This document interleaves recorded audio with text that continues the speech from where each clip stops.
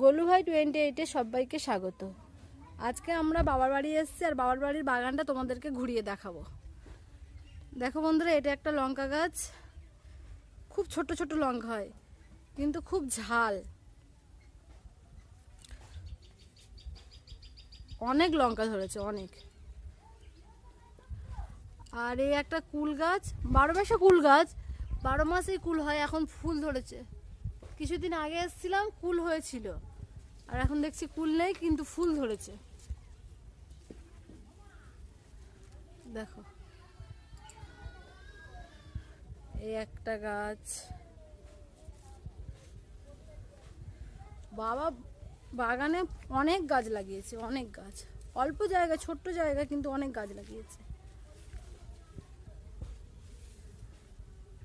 ঝিঙে হয়ে আছে, একটা সরু ঝিঙে, বেশি মোটা হয়নি এখনো।